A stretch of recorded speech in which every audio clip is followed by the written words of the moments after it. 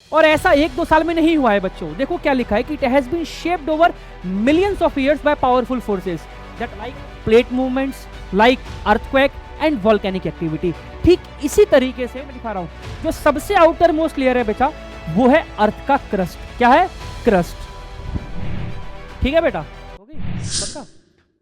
तो स्वागत है बच्चों आप सभी का आपके चैनल आर्ट्स विद पंकज पे। कैसे हो 9th क्लास के स्टूडेंट्स? जैसा कि बहुत टाइम से मुझे 9th क्लास के बच्चों के मैसेज आ रहे थे कि सर 9th क्लास के सोशल साइंस की भी वीडियोस बनाइए, हमें समझ नहीं आ रहा कि हम कहां से पढ़ें। अभी तक मार्केट में बुक्स अवेलेबल नहीं है, कोई कुछ पढ़ा रहा है, कोई पुरानी बुक से पढ़ा रहा है। तो बच्चों अब टेंशन लेने की जरूरत बिल्कुल भी नहीं है, क्योंकि अब आर्ट्स विद पंकज पे आपको क्लास 9th के एसएसटी की सारी वीडियोस मिलेगी। तो जुड़े रहिए हमारे चैनल के साथ, ज्यादा से ज्यादा सब्सक्राइब कीजिए, वीडियो को शेयर कीजिए और चलिए हम शुरू करते हैं। तो स्टूडेंट्स जैसा कि आप सभी जानते हैं कि ज्योग्राफी का फर्स्ट चैप्टर हम सेकंड चैप्टर हम शुरू करने जा रहे हैं, जिसका नाम है shaping of the earth surface. यानी जो हमारी अर्थ है, जो हमारी पृथ्वी है, उसका जो सरफेस है वो किस तरीके से शेप हुआ है, किस तरीके से बना है। तो जल्दी से कमेंट कर दो कि थंबनेल में सर फोटो कैसी लग रही है। यार तारीफ करना यार, इतना तो यार बनता है भाई। ठीक है, तो चलो शुरू करते हैं हम आज की क्लास के अपने लेक्चर को, जिसका नाम है shaping of the earth surface. तो चलो बच्चों, सबसे पहले हम शुरू करते हैं इंट्रोडक्शन। क्या शुरू करेंगे? इंट्रोडक्शन। क्या लिखा है बच्चों कि the surface of the earth is not uniform but varied and uneven. यानी इस लाइन का बेसिक सा मतलब इतना है कि जो हमारे अर्थ का सरफेस है ये हर जगह एक समान नहीं है, एक जैसा नहीं है। और बात बिल्कुल सही है। आप खुद देखते हो कि कहीं आपको माउंटेन्स यानी कि पहाड़ दिखेंगे, कहीं आपको प्लेटूज यानी कि पठार दिखेंगे, कहीं आपको डेजर्ट यानी कि रेगिस्तानी इलाका दिखेगा, और कहीं कोस्टल एरियाज यानी कि तटवर्ती क्षेत्र आपको दिखेंगे। तो जाहिर सी बात है अर्थ सरफेस हर जगह यूनिफॉर्म यानी एक जैसी नहीं है। और ऐसा एक दो साल में नहीं हुआ है बच्चों। देखो क्या लिखा है कि it has bean shaped over millions of years by powerful forces that operate both inside and outside the earth. यानी हमारे अर्थ का जो भी शेप है ये 2-4 साल के अंदर ऐसा नहीं हुआ है। ना ना ना ना ना, लाखों करोड़ों सालों के अंदर, मिलियंस ऑफ इयर्स के अंदर हमारे अर्थ के शेप के अंदर चेंजेस आए हैं। और ऐसा कुछ इंटरनल फोर्सेस की वजह से और कुछ एक्सटर्नल फोर्सेस की वजह से ऐसा हुआ है। तो अब आप ये समझो कि पहली बात, इंटरनल फोर्स का मतलब क्या है। इंटरनल फोर्स यानी ऐसे फोर्सेस, ऐसी एक्टिविटीज जो इनसाइड द अर्थ सरफेस होती है, पृथ्वी के नीचे होती है। जैसे कि अर्थक्वेक आ गया, जैसे कि वॉल्केनिक करप्शन। अब ज्वालामुखी फट रहा है तो वो कहां से आ रहा है? नीचे से आ रहा है। जो टेक्टोनिक प्लेट्स हैं वो मूव करने की वजह से शेप में चेंज आ रहा है।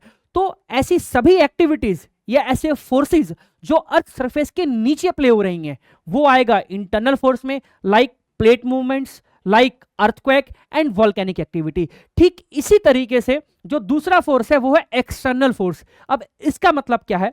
वो सभी फोर्सेस, वो सभी एक्टिविटीज जो अर्थ के सरफेस के ऊपर से हो रही है, अर्थ के सरफेस के ऊपर से हो रही है। जैसे हवा का चलना, जैसे पानी का बहना नदी के, जैसे कि ग्लेशियर्स का पिघलना, ये सभी सरफेस के ऊपर होता है ना। तो ये आएगा एक्सटर्नल फोर्सेस में। किसमें आएगा? एक्सटर्नल। तो अभी बेसिक आप इतना समझे कि जो पृथ्वी की सतह है, जो अर्थ का सरफेस है, वो हर जगह एक जैसा नहीं है। डिफरेंट टाइप्स ऑफ लैंडफॉर्म्स हमको देखने को मिलते हैं, चाहे पहाड़, पठार, कुछ भी। और ऐसा कुछ इंटरनल फोर्सेस की वजह से हो रहा है और कुछ एक्सटर्नल फोर्सेस की वजह से हो रहा है। तो इतना समझ में आया? तो चलो हम आगे बढ़ते हैं। अब देखो क्या लिखा है कि the earth is composed of several layers each having its own characteristics. देखो बहुत शॉर्ट में समझाऊंगा, जल्दी से समझना है और सारा इंपॉर्टेंट समझा दूंगा, तो एकदम ध्यान लगा के पढ़ना है बिल्कुल भी। अब देखो क्या लिखा है, बोला है कि बेटा जो हमारी पृथ्वी है एक बॉल की तरह, जो हमारा एक अर्थ है या एक ऑनियन, एक प्याज की तरह मान लो। जब आप प्याज छीलते हो तो लेयर्स निकलती है ना, अंदर अंदर लेयर्स निकलती रहती है। ठीक इसी तरीके से हमारा अर्थ भी है। डिफरेंट टाइप ऑफ लेयर से हमारी अर्थ बनी है। क्या बोला मैंने? डिफरेंट टाइप ऑफ लेयर से हमारी अर्थ बनी है, लाइक प्याज, ऑनियन की तरह। ठीक, अब कितने टाइप ऑफ लेयर्स? तो बेटा 3 टाइप ऑफ लेयर्स। कितने टाइप? 3 टाइप। जो सबसे आउटर मोस्ट लेयर है, कौन सी लेयर? देखो डायग्राम में दिखा रहा हूं। जो सबसे आउटर मोस्ट लेयर है बेटा वो है अर्थ का क्रस्ट। क्या है? क्रस्ट। ठीक है बेटा, जो सबसे आउटर मोस्ट लेयर है वो कौन सी हो गई? अर्थ की क्रस्ट। क्रस्ट के बाद वाली जो लेयर आती है वो है मेंटल। कौन सी है? मेंटल।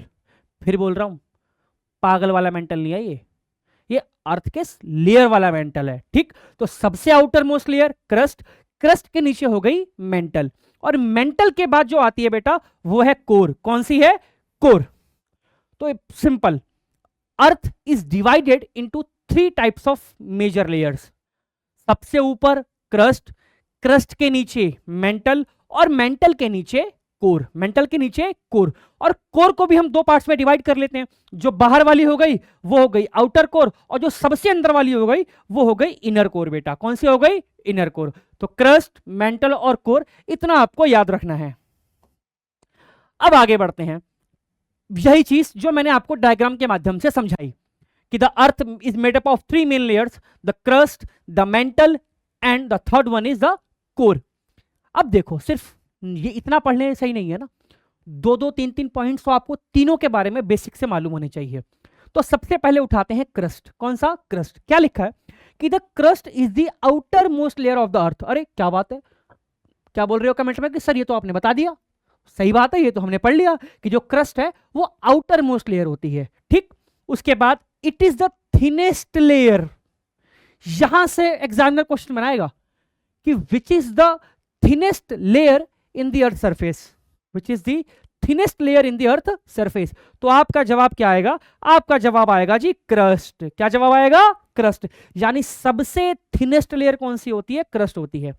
थर्ड पॉइंट पे पढ़ें कि it is made up of rocks and minerals. जाहिर सी बात है, हम लोग रह रहे हैं भाई, यहाँ पे क्या है? चट्टान, पत्थर, रॉक्स, मिनरल्स, मेटल्स, यही सब है। इन्हीं सब चीजों से हमारा बना है क्या? अर्थ का क्रस्ट। अब क्रस्ट के आगे चलें तो आपका आ जाएगा कौन सा?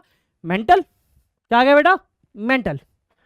पढ़ो दो लाइनें फटाक से। Beneath the crust is the mental. क्या कह रहे हो सर? ये तो आपने बता दिया कि क्रस्ट के नीचे वाली जो लेयर है वो कौन सी है? मेंटल है। Very good. अगला इंपॉर्टेंट है बेटा, क्या? Made up of the मॉल्टन and semi मॉल्टन material called magma. यानी मैग्मा वो jelly like structure, sorry jelly like जो लिक्विड होता है ना, मैग्मा जिसको हम बोलते हैं, क्या बोलते हैं? मैग्मा। वो किस में पाया जाता है? मेंटल के अंदर। एम से मेंटल, एम से मैग्मा, ऐसे याद रखना। एम से मेंटल और एम से मैग्मा। और यही मैग्मा जब पृथ्वी के सरफेस के बाहर जाता है फटके, तो इसी को हम बोल देते हैं लावा। क्या बोल देते हैं? लावा। तो लावा कुछ नहीं है, बाहर आ गया सरफेस से तो लावा, अंदर है मेंटल में तो क्या बोल दिया? मैग्मा। अब थर्ड लेयर के बारे में पढ़ते हैं जो कि है कोर। क्या है? कोर। इसके बारे में कुछ पॉइंट्स जाहिर सी बात है पढ़ना क्या है? जरूरी है। It is the inner most layer. सबसे नीचे वाली, सबसे अंदर वाली कौन सी है? कोर है। Hottest and densest layer, MCQ में पूछ लिया कि which is the hottest layer in the earth surface, तो कौन सी आएगी? कोर आएगी। कौन सी आएगी? कोर।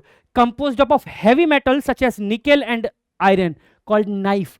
बहुत बहुत इसको लिख लेना, वेरी वेरी इंपॉर्टेंट एमसीक्यू में आता है।